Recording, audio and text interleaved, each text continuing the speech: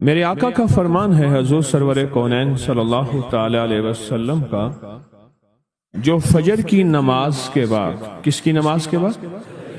جب فجر کی نماز کے بعد سورۃ یاسین پڑھتا ہے، اللہ پاک جل شانہ فرماتے ہیں کہ جا آج کے سارا دن کی کاموں کی کفایت، تیرے سارے کاموں کی کفایت میرے ذمہ ہے۔ کتنی دفعہ پڑھتا ہے؟ ایک بار۔ جو فجر کی نماز کے بعد سورۃ یاسین پڑھتا ہے تو اللہ پاک فرماتے ہیں جا آج سارا دن کے کاموں کی کفایت میرے ذمہ ہے، یعنی سارے تیرے کام میرے ذمہ ہیں، میرے ذمہ ہیں۔ میں ایک عمل بتایا کرتا ہوں کہ جب آپ کسی نئے گھر میں جائیں 81 بار سورۃ یاسین مل کے پڑھ لیں۔ نئے گھر میں جائیں، اپنے گھر میں رہتے ہوئے تسبیح خانہ نیا گھر ہے، وہ گھر بھی عارضی ہے، بھی عارضی، کیا خیال ہے؟ اور یہاں اگر سورۃ یاسین 81 دفعہ پڑھ لیں، وہاں کی ساری برکات نصیب ہوتی ہیں۔ یہ جو 81 کا عدد ہے یہ اوتاد کا ہے۔ قرآن کی کون سی آیت ہے اوتاد کے ساتھ؟ والجبال اوتادا۔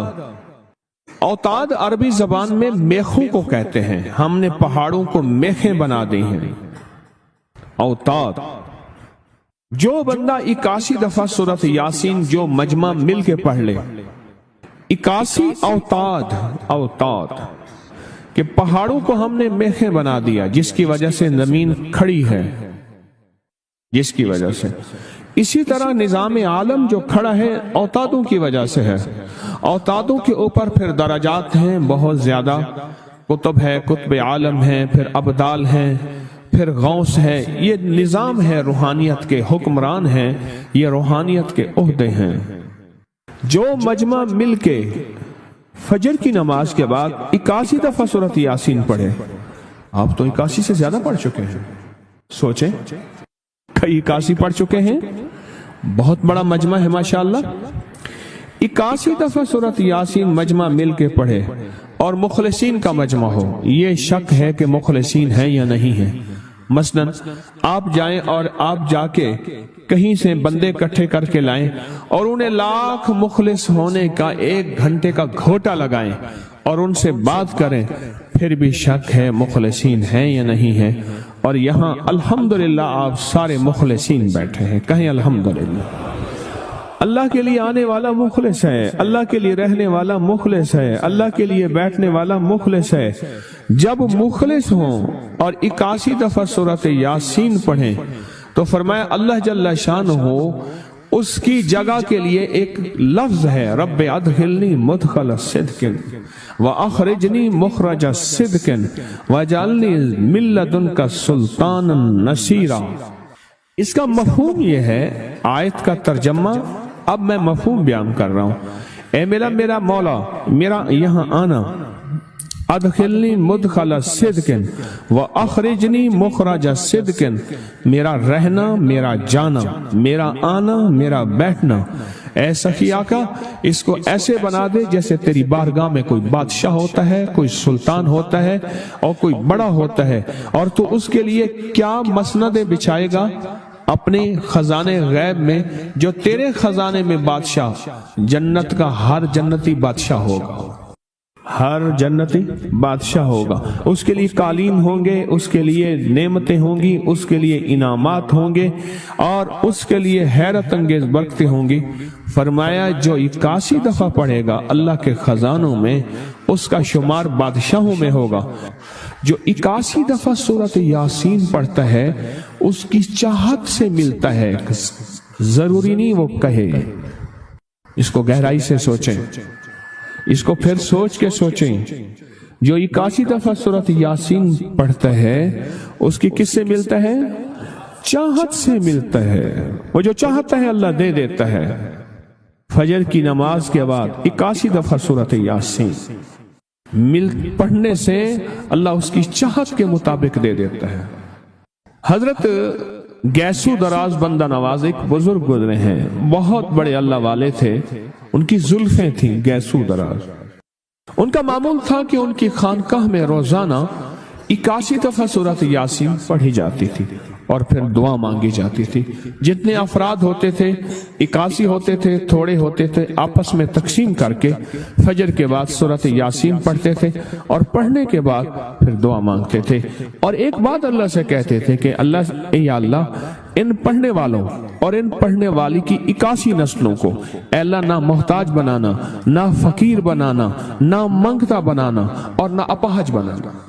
اللہ کے اس ولی کی یہ دعا ہوتی تھی.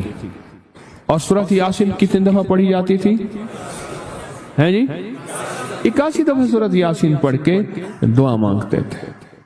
اور قدرت کا نظام دیکھیں, تاریخ بتاتی ہے کہ ان کے اس محفل میں بیٹھنے والے جتنے بھی تھے جنہوں نے دل کی گہرائیوں سے سچے جذبے سے, یہ نہیں ہے کہ فجر پڑھ کے سو گئے یا فجر سے پہلے ہی سو گئے, سچے جذبے سے جنہوں نے پڑھا, اللہ پاک نے ان کی نسلوں میں رزق, وسعت, دولت, ایمان, عافیت, بیٹے, نعمتیں, خیریں اور برکتیں عطا کی. اللہ نے ان کی نسلوں میں وہ چیزیں عطا کی جنہوں نے فجر کی نماز کے بعد مل بیٹھ کر 81 بار سورۃ یاسین پڑھی. کیوں؟ 81 اوتاد ہیں کہ جو شخص یہ چاہتا ہے اللہ میری نسلوں کے لیے رزق کے دروازے کھلے رکھ, رزق کے روحانی اور رزق کے جسمانی, اللہ میری نسلوں کے لیے دنیا کی مہنگائیاں, حالات, کرائسس, ناکامیاں اور پتہ نہیں آگے مہنگائیوں کی صورتحال کیا ہوگی, لیکن اللہ مجھ سے اور میری نسلوں سے رزق نہ چھین. تو فرمایا اس شخص کو کہے کہ سورۃ فاتحہ پڑھ, اور سورۃ فاتحہ کو ایک بار پڑھ, اور جب پہنچ ایاک نعبد و ایاک نستعین اس کو 40 منٹ ایسے وجدان, ایسے درد, ایسی کیفیت کہ کوئی دنیا کا کوئی فرد مجھے یاد نہ رہے سوائے اس کی ذات کریمی کے, اور اس کو دہرا دہرا دہرا دہرا, اس کو دہرا. اور کہا کہ میں نے وہ پڑھنا شروع کر دیا. شیخ حامد کوفی کہتے ہیں کہ کوفہ میں ہمارے ہاں ایک رئیس تھا اور لوگ اس کے در سے کھاتے تھے اور لوگ اس کے در سے بہت لیتے تھے اور بہت سخاوت چلتی تھی. اور سنا تھا کہ اس کے والد بھی ایسے رئیس تھے, اور سنا تھا اس کے دادا بھی ایسے رئیس تھے, اور یہ بات سنی تھی کہ اس کے دادا نے کوئی عمل کیا تھا, اور ایسا نہیں, دادا کے بڑوں نے کوئی ایسا عمل کیا تھا جس میں اللہ سے نسلوں کے لیے رزق اور رزق کے خزانے منوائے تھے. کتنے لوگ ایسے ہیں, مال دولت چیزیں ایسے حالات اور گردش میں آئے کہ ناموری سے گمنامی میں چلے گئے. مجھے یاد ہے کہ میں ٹاؤن شپ میں ایک بندے سے ملا, یہ بات ہے آج سے کچھ 27-28 سال پہلے کم و بیش. ایسی چھوٹا سا کمرہ تھا اور مختصر سی 2-3 کرسیاں, ایک ٹوٹی سی میز, اور کہا کہ میں لاہور میں میرا سکہ چلتا تھا, میرا نام یہ ہے. نام مناسب نہیں, رازداری زندگی کا پہلا حصہ ہے, اور میرا نام یہ ہے, اور میرا اپنا ذاتی جہاز تھا, اور یہ مال تھا, اور یہ چیز تھا, اور آج میرا حال یہ ہے کہ اگر میں دوائی لوں گا تو یہ بندہ پیسے دے گا جو ساتھ کھڑا تھا, میرے پاس دوا کے پیسے نہیں ہیں. مجھ سے ہمارے مخلص ہیں, وہ کہنے لگے کہ میرے والد جن کے پاس جاب کرتے تھے ان کا بہت بڑا کاروبار تھا, انہوں نے اس دور میں 14,000 کی گاڑی لی تھی نئی, اور پھر 16,000 کی گاڑی لی, نئی گاڑی. کتنے کی؟ 16,000 کی گاڑی لی. 100 کا نوٹ بانٹتے تھے, صبح سے شام تک, شام سے صبح تک لوگ لائن لگا کے لیتے تھے. اور جس دور میں 250 روپے کے 5 مرلے جگہ ملتی تھی, 250 فٹ جگہ ملتی تھی, نہ 125 فٹ, 125 جگہ ملتی, 5 مرلے 250 روپے کی, اور وہ بیچتے تھے. اور پھر ایک وقت ایسا آیا ہر چیز ختم ہو گئی. میرے پاس ایک ڈرائیور تھا, وہ کہنے لگا کہ میرے مالک ہیں جن کے پاس پہلے میں کام کرتا تھا, ان کے حالات آ گئے تو میں نے آپ کے پاس آپ کی ڈرائیوری کی. اگر رمضان میں کوئی بچا ہوا لنگر ہو تو انہیں بلا لوں, آپ دے دیں گے؟ تو ہم رمضان میں مجمع آتا تو کوشش کی جاتی ہے کہ ان کو کھانا تازہ کھلایا جائے. تو میں نے کہا ٹھیک ہے, کہا کہ کچھ پیسے بھی ہو جائیں. کون ہے؟ کہا کہ فلاں لاہور کا. نہیں جانتے آپ؟ ہاں جانتا ہوں, اتنی بڑی سوسائٹی ہے, بڑی مالداروں کی. کہا یہ 28 مربع جگہ انہی کی تھی, اور آج سے 40 سال پہلے انہوں نے یہ جگہ بیچی تھی اور اتنے کروڑوں میں اتنے میں بیچی تھی. اب وہ ایک چھوٹے سے مکان میں رہتے ہیں. سب کچھ ختم ہو گیا ہے, سب کچھ ختم ہو گیا ہے, اور ان کے گھر کھانا نہیں ہوتا. اور آپ اگر کھانا دیں گے تو ان کے گھر میں 2-3 وقت اچھا گزر جائے گا. میں اپنی نسلوں کے لیے تمنگری منوا لے, اپنی نسلوں کے لیے رزق منوا لے, اپنی نسلوں کے لیے وسعت منوا لے. تو کہے کہ مال بہت ہے اور نسلوں کے کام آئے گا.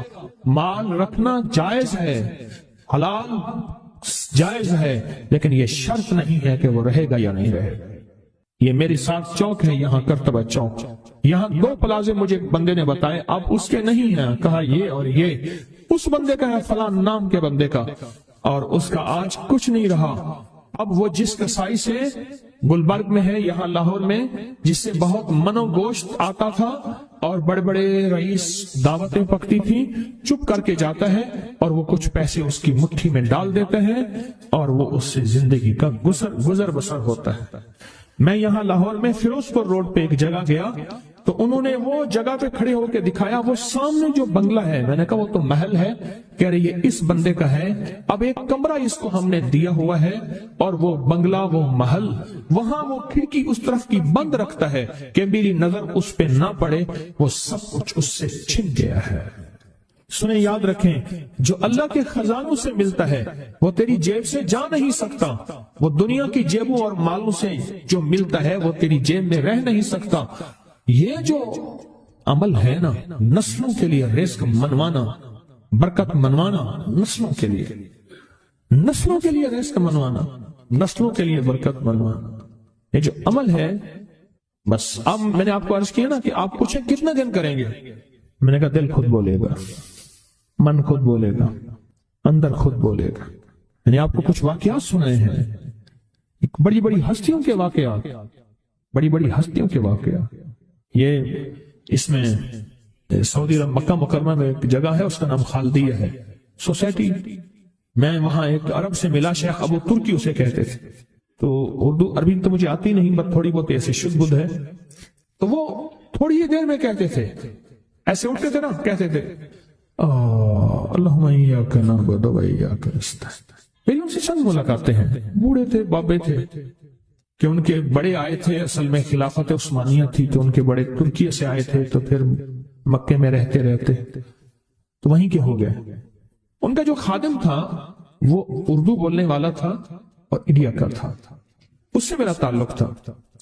تو میں نے اس سے پوچھا, میں نے کہا تیرا جو ہے یہ بابا یہ کیوں پڑھتا ہے؟ یہ پتہ نہیں, میں سے پوچھ کیوں پڑھتا ہے. اس نے کہا جلالی بابا ہے تو کہے گا مجھ سے. میں نے کہا میرا کہے. اچھا, وہ میرے اشارے دیکھ رہا تھا تو اس نے ابھی سے پوچھا کیا کہتا ہے. اس نے ڈرتے ڈرتے کہا کہ جی آپ یہ کیوں پڑھتے ہیں.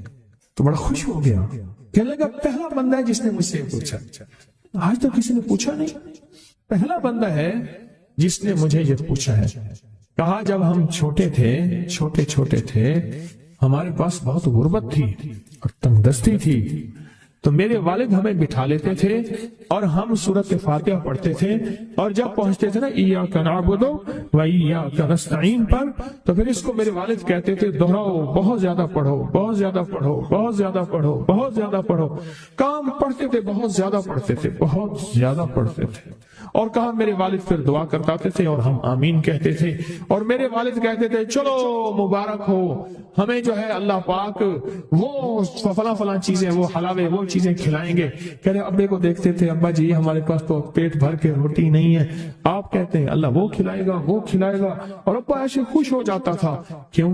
ابے کو یقین تھا کہ سورۃ فاتحہ اس کریم نے قبول کر لی اور میرا کام ہو گیا. وَمَن يَتَوَكَّلْ عَلَى اللَّهِ. ہاں میرے بندے, میری ذات پہ بھروسہ کر کے دیکھ, میرے قریب آ کے دیکھ, مجھ سے دوستی لگا کے دیکھ تو صحیح, میں کر کے دکھاؤں گا.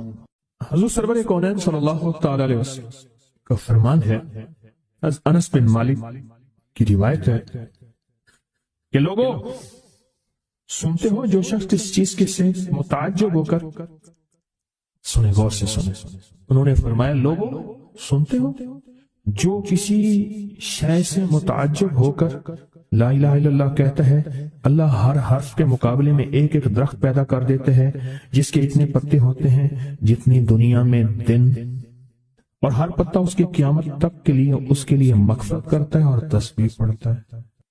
وہ تعجب ہوا، ہاں لا الہ الا اللہ، اچھا فلاں جیت گیا، واہ لا الہ الا اللہ، فلاں ہار گیا، اچھا فلاں بندے کے ساتھ یہ ہوا، فلاں واقعہ یہ ہوا۔ متعجب ہو کے کیا پڑھا؟ لا الہ الا اللہ، بس اتنا سا لفظ پڑھا، اور اتنے سے لفظ پڑھنے پہ اب وعدے سوچیں، کیا وعدے ہیں؟ میں کہ اللہ ہر حرف کے بدلے میں، اب لا الہ الا اللہ، اب اس کے جتنے حرف ہیں آپ گن لیں، ہر حرف کے بدلے میں اللہ کیا کرتا ہے؟ ایک درخت پیدا کرتا ہے، اور اس کے پتے کتنے ہیں؟ تو معلوم ہوا کہ درخت کتنا بڑا ہے، بڑا ہوگا تو اتنے پتے ہوں گے، جتنے پتے جتنے دنیا میں دن، جب سے یہ دنیا بنی ہے کتنے دن ہوں گے؟ سال میں 365 دن ہے۔ دنیا بنے کو کتنے لاکھ سال کہتے ہیں؟ کوئی 5 کہتا ہے لاکھ سال، کوئی 6 سال کہتا ہے، کوئی لاکھ، پتہ نہیں کتنے لاکھ اندازے ہیں۔ اتنے دن ہیں، خربوں سے خربوں نیکیاں، خربوں سے خربوں نیکیاں، اسی وقت بیٹھ کے یوں سمجھ لو 1 منٹ میں جتنے دنیا میں دن ہیں، اور پھر وہ درخت، آگے سنیں، وہ درخت اس کے لیے قیامت تک مغفرت چاہتا ہے، اور وہ تسبیح پڑھتا ہے، اور اس تسبیح کا سارا ثواب اسی کو جاتا ہے۔ ایک بابا جی تھے، ان کی قوم عالمان قوم ہے، عالمان کہتے تھے، نام یاد نہیں۔ میں نے بابا جی سے پوچھا، میں کہا بابا جی کاروبار، آکے جھانبا، یہ ایک مخصوص لفظ ہے ان کا۔ میں نے کہا آپ کیا کاروبار کرتے ہیں؟ آکے جھانبا مارتا ہوں۔ جھانبا اصل میں کہتے ہیں درخت کا ایک بہت بڑا لڑا اور شاخ ہو، اس کو جب گھسیٹیں گے تو اس کے ساتھ پتے، چیزیں، شاخیں، تنکے، بہت سی چیزیں اکٹھی ہو کے، سمجھ گیا نا، اس کے ساتھ آتی ہیں، اس کو آپ گھسیٹتے جائیں، جو کچھ دھاگا پڑا ہے، رسی پڑی ہے، شاپر پڑا ہے، لفافہ پڑا ہے، اسی کے ساتھ سمیٹتے آئیں گے، تو وہ بہت سی چیزیں ساتھ لے آتا ہے۔ میں نے اس سے پوچھا کاروبار کیا؟ کہہ رہا بس میں جھانبا بنے نا، بات ہوا نے بات۔ وہ جھانبا کیا تھا؟ وہ 3 چیزیں بیچتا تھا بازار کے ایک کونے سے دوسرے کونے تک۔ دانتن نہیں ہوتا یہ خواتین، اس کے گلے میں ہوتا تھا، ساتھ ایک قطر ہوتا تھا، ایک وہ بیچتا تھا۔ دوسرا عطر ہوتا تھا، جس کو بارے کہتا کپڑا پھٹ ونجے خوشبو نہ ونجے، اس کے بعد میں الفاظ تھے، کپڑا پھٹ جائے خوشبو نہ جائے۔ تیسرا کوئی سرما تھا، وہ بیچتا تھا۔ شہر کے دروازے ایک بازار کے چلتے پھرتے ایسے، اس کو وہ جھانبا کہتا تھا۔ وہ کہتا تھا وہ تھوڑی دیر کام کرتا ہوں، روزی بن جاتی ہے، مرتا ہوں۔ یہ ایک دفعہ جو کلمہ پڑا، اس پہ اتنا بڑا جھانبا لگا، متعجب ہو کر، تعجب میں آ کے ایسی کہا، اچھا لا الہ الا اللہ۔ اللہ پاک فرماتے ہیں جا تیرے ہر حرف کے بدلے، لا الہ الا اللہ کے کتنے الفاظ ہیں؟ 12 تقریباً کہہ رہے ہیں آپ، کوئی مجھے 100% بتائے۔ 12، اگر 12 بھی ہے تو ایک 12 پہ ہر حرف پہ کتنے درخت؟ ایک درخت، اور درخت کتنا بڑا؟ اتنا بڑا کہ اس کے پتے اتنے ہیں جتنے کائنات کے دن ہیں۔ عدد خلقہ ورضا نفسہ وزنۃ عرشہ ومداد کلماتہ، جی 12 اس کے حرف ہیں۔ تو آپ نے تو بیٹھے بیٹھے کمائی کر لی۔ یہ مومنانہ مزاج ہے۔ مومن چلتے چلتے اپنی آخرت کی کمائی کرتا جاتا ہے، چلتے چلتے اپنی آخرت، اپنی دنیا۔ اچھا پھر ایک اور فائدہ ہوگا، جتنے اس کے لیے درخت پتے تسبیحاں کریں گے اتنا اس کی نیکیوں میں اضافہ ہوگا، اور جتنا نیکیوں میں اضافہ ہوگا اس کی رحمتوں کے یہ نور میں آتا جائے گا، اور جتنا نور میں آتا جائے گا اس کی بلائیں، آفتیں، مصیبتیں ٹلتی جائیں گی، اور جن بلاؤں، آفتوں، مصیبتوں کو جادو، جنات، نظر بد، بیماریاں، تکلیفیں، حادثات، گلیاں بند ہونا، راہیں بند ہونا، رزق بند ہونا، صحت بند ہونا، مشکل، یہ سب ایسی ٹلتی اور کٹتی اور ہٹتی جائیں گی، ایسی ہو جائیں گی۔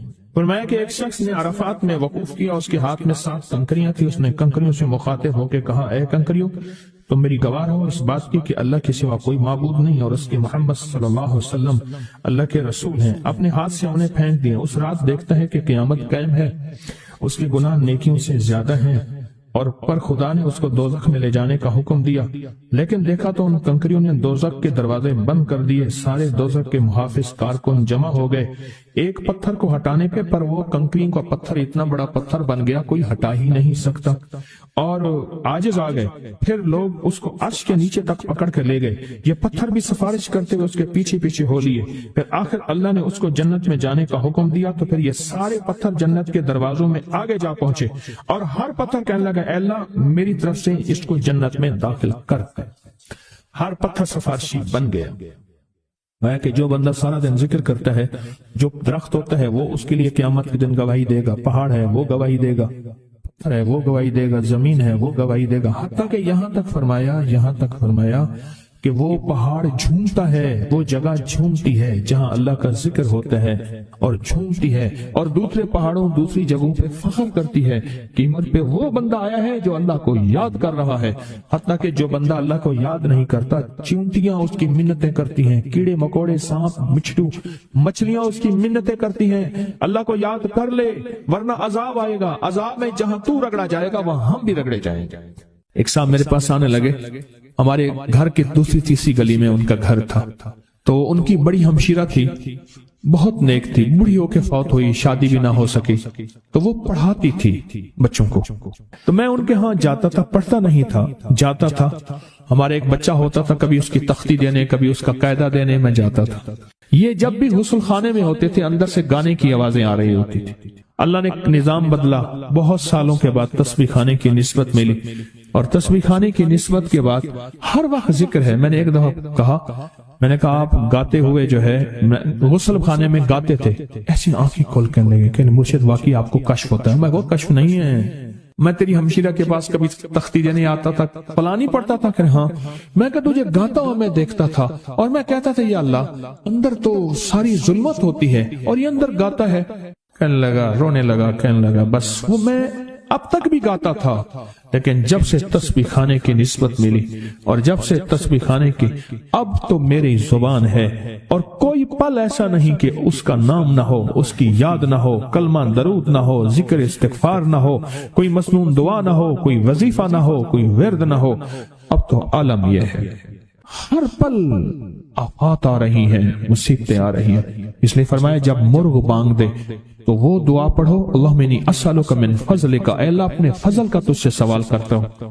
میرے آقا کا فرمان ہے جب مرغ بانگ دیتا ہے، وہ صبح ہو دوپہر ہو یا شام ہو، یہ ہمارا زندگی کا معاملہ ہے کہ مرغ جو دوپہر کو بانگ دیتا ہے اس کو ذبح کر دو۔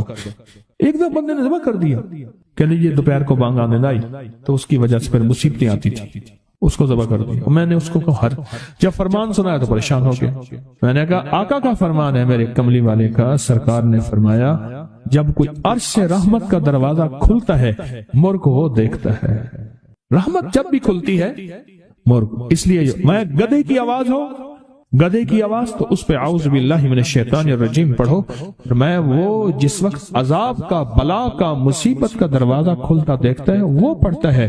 مرغ کی بانگ میں تو اللہ کا فضل مانگو، اللہ کا فضل، یہ پل پل کی دعائیں، یہ پل پل مانگنا، یہ پل پل کے لمحات، یہ پل پل کی اس کے سامنے، شہنشاہ کے سامنے گریا زاری اللہ کو پسند۔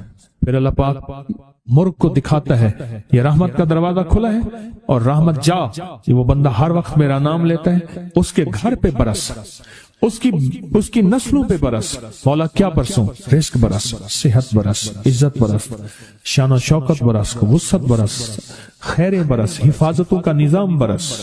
اور عذاب کا دروازہ جب کھلتا ہے اور جو بندہ ہر وقت ذکر، دعائیں، تسبیحات، اعمال، تسبیحاں نہیں کرتا تو اس کے اوپر پھر عذاب، مصیبتیں برستی ہیں۔ ایک چیز اور بتا دوں، یہ بھی بہت ضروری ہے، اللہ سے وہ وقت نہ مانگیں جب ہماری زبان اتنا ذکر کرے اور ہماری آنکھیں اتنی روئے، اللہ کہے نہیں اب تیری روتی آنکھوں میں مجھے ترس نہیں آئے گا، اب تیری یہ چلتی زبان پہ میرا ترس نہیں آئے گا۔ وہ وقت اللہ سے نہ مانگے۔ کون سا وقت؟ سب سے زیادہ ذکر، تسبیحاں، تہجد، سب سے زیادہ وظیفے، قرآن تلاوتیں، جیلوں میں سب سے زیادہ، یا ہسپتالوں میں یا کچہریوں میں۔ کیوں؟ وہاں بے بسی ہوتی ہے، وہاں بے بسی ہوتی ہے۔ تو میرے آقا نے فرمایا مصیبتوں اور تکلیفوں، بلاؤں اور مصیبتوں کی موجیں آئی ہیں تو ان کا اگر مقابلہ کرنا ہے تو ایسی دعاؤں سے جن کے اندر زاری ہو۔ کیوں؟ ایک بات اور سن لیں، ہم دعائیں پڑھتے ہیں مانگتے نہیں ہیں، ہم دعائیں پڑھتے ہیں، دعاؤں کا مانگنا دل کی گہرائیوں سے، اندر کے درد سے۔